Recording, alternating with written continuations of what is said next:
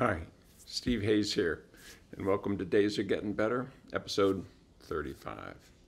As you can see, I'm in a different place. I'm out on the road here visiting my son at his college. And in today's episode, I want to talk a little bit about the upcoming election, or if you see this afterwards, how we deal with the results of this election in the United States. I have a mention about a blog about taking small steps and moving yourself along. Maybe a couple things about the new boot camp, and maybe one or two other things, but let's get right to it. You know, it's not for me to say who you should vote for, and I'm not going to do that. And some of you, of course, are not in the US of A, and you have to watch from afar as the whole world considers where we're going. And in a situation like that, there are some things in psychological flexibility that relate to how best to bring yourself into a choice like that, to deal with the choice of others. One is, we're the social primates. We're meant to seek out connection with others, to be included, to be part of the group. And yet we've created a modern society in which things are fractionated. And sometimes people are incredibly alone, even in very, very busy cities and so forth. And this little ritual, just a small thing, if you think about it, of casting your vote, can seem so insignificant, and yet I think it's symbolic of something that is pretty important, and in its implications it can certainly be significant. And so it's important, I think, to, with our own action and with our interest in others, is to include and bring in and to take responsibility in that original meaning of the word, response, ability. We do have an ability to respond, even in this complex world, and although we're just a small part of it, together choices are made that will echo down across the decades and generations. Change happens very often with these kinds of incremental steps, and seeing where we're going and bringing your whole self to it is part of it. So this is the time, I think, to say it's time to vote, to think through and do our very best of how to cast that vote and to encourage others to. And so I encourage you to. You still have time. If this election is in your part of the world, and to encourage others. If you're a therapist, you encourage your clients, but in a way that doesn't get partisan and doesn't feel as though they're being pushed to do something that they don't want to do. So how can you make a choice like that? Is there anything inside Psychological Flexibility Act and so forth that is relevant to it? I think there is. One is, this is a choice that's to be made from the whole of you. There's a kind of place we can get all mindy about it. We can make decisions, and values-based choices are a little bit different because we need to open ourselves up to sources of information that are not just pros and cons in a symbolic relational framing kind of way, but also knowledge that we have from our felt emotion, from our sense of self, from the echoes of our own history within our lifetime, but even beyond that, of is there something at stake here in terms of the kind of human that I want to be and the kind of group that I want to encourage. So take the time, and a way that might help is to really listen not just to the words of the candidates, but get a sense of them in terms of what they're about. How do you feel when you listen to them?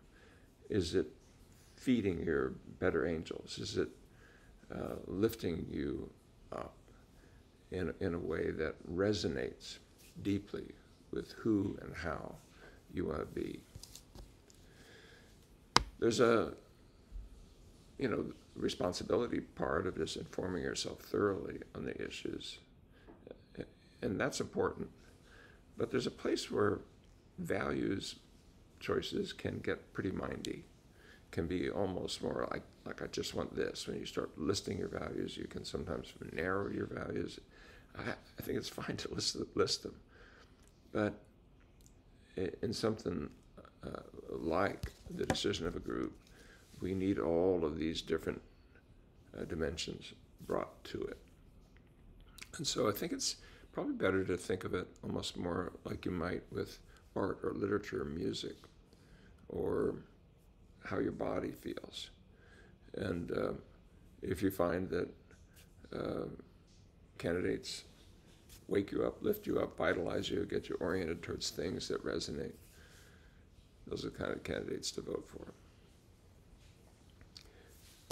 Now, sometimes when we are faced with choices like this, we say, oh, we're so small it doesn't matter. There's a blog that is in the newsletter on how to sort of focus down to small steps, because that same pattern shows up not just with voting, but all kinds of things. And that incremental change that we're talking about with these choices that we make as a community applies also to the incremental change that we make within our own lives. And so let's focus it down onto the small step of doing something. But there's another thing that can sometimes settle in, which is kind of like, well, I don't like this and I don't like this, so I'm just not going to vote at all. In other words, if it ain't perfect, it isn't worth doing. Now, there is a time to have organized action to withdraw from a group, but there's a bit of a fantasy sometimes that fits in here that I don't think is healthy, which is, you know, if I don't do something, they will regret it. You can see that in if I don't go to the party, or if I withdraw from that meeting at work, or if I don't say anything in the meetings, and down that road, there's a couple problems here. One is the empowerment and agency that comes from taking the stand that your voice matters, which is self-affirming as the kind of social primates that we are, is diminished. And the other part is there's a kind of conceptualized other. It's like the conceptualized self. I am, and then there's a little sentence, no, you aren't. You're far more than that. And they will, wait a minute, who's the they you're talking about? I'm old enough to remember some actions like this where people withdrew and refused and to vote because blah, blah, blah, blah. And it wasn't very organized or thoughtful or progressive, or it didn't have a long arc to it. And so the small, tiny little differences that were made by that led to outcomes in the election that now, looking back, I'm old enough to be able to do that. Oh my goodness, that had a huge impact. And the they who would regret it is no longer even alive, and has changed so much. I mean, every election, if you have the U.S. elections every 4 years, the big ones 2 years, you know, the they is different every single time.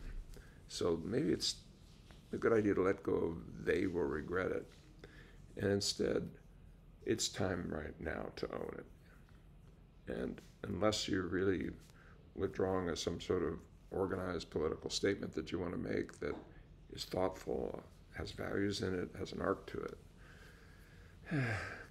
look to see if this isn't just a kind of a story you tell yourself as to it's not worth the effort to do the small things that you're going to need to be able to vote. In terms of that final process of making a vote, and also the process we're about to see of accommodating to whatever the election outcomes are worldwide. This election is going to matter and going to be observed and thought about and felt. We know a little bit about what's important in psychological flexibility in terms of these basic processes of being able to take the perspective of others, to be able to feel a bit about what it feels to be them, and to not avoid when it's hard, and then to use that to orient towards your values in taking a step. this kind of step-by-step process predicts whether or not people can develop relationships that are caring. They predict whether or not people get entangled in objectification and dehumanization of others. It predicts polyprejudice. I think it's sometimes, I would guess, actually, there's no data on this, that it predicts unwise voting choices, the kind that you would regret. So take the time to take the perspective of the group. This is a group process. We together are choosing our leaders. And take a little time to take the perspective of others and what they might be feeling. And to reach out to others, be part of your neighborhood, your family, to have these kinds of discussions, even though they're hard. And then not avoid some difficult emotions there within you and within others. But then to use all that to see, can you find common ground? Is there shared values here? And in political conversations, when we get beyond the judgment part, very often people are concerned about things where there is an overlap. We are sharing a values-based journey, but we're seeing it in very different ways. And there, what's going to happen after the election is especially important. And in your family and in your work site and with your neighbors and so forth. I've noticed people seem to be taking a little more thoughtful perspective about how are we going to put this all back together, which is another way to say is how can we be an effective group? And that formula of take the perspective of others, feel what it feels like to be them, don't run away when it's hard, and take all that and orient it towards your values. That perspective is as useful in a neighborhood meeting or a family dinner as it is when you're dealing with relationship issues with those you love, or when you're looking at your own behavior. So it's going to be an exciting time. If you're feeling anxious, welcome to being a human. If you're a little concerned, yeah, this is of concern. It's of importance. Just a couple other things in addition to the blog. I do want to say, I mentioned, I think, that we had an ACT boot camp coming up. We had one in DC here just a few weeks ago, and it was really awesome. We're finding ways of bringing process-based ideas together into more traditional ACT ideas in a way that empowers both. And it's really, really exciting. We're going to be doing another one in May in Denver. And now that we've sort of taken back, my wife and I, where it started, where boot camp has started, are beginning to get going. It's going to be ticking up. We have pretty firm plans. I'm not ready to announce it, but we'll be in Europe in 2025. And so we're going to be out there growing the ability of those of you who've never done a boot camp to be able to have access to it, including, by the way, an ACT boot camp for behavior analysts, where it's really starting to come to the front burner now. And so that's really exciting. And then finally, I just want to thank you for some of the reach outs around these transitions that are happening in my life and the life of the community that I've tried to assemble here with people who are interested in process-based therapy, interested in ACT. And do look in the newsletter as some other things that are happening and explore that a bit, involved with the PsychFlex app and MindGrapher, the science of personalization, and how we're going to be able to reach people with what they really need, with elements and kernels that are small and not overwhelming, how we can amplify our voice into the human community. There's things like the link to the Patreon account for the Institute for Better Health. Why? Because we use every single penny that comes in on that to develop the science that is allowing us to see what people individually need. So out here on the road with my family, uh, I just didn't want this moment to pass, this upcoming election, without saying this is a time to bring some of what you know about psychological flexibility and how to move forward more fully into your life, into the lives of others.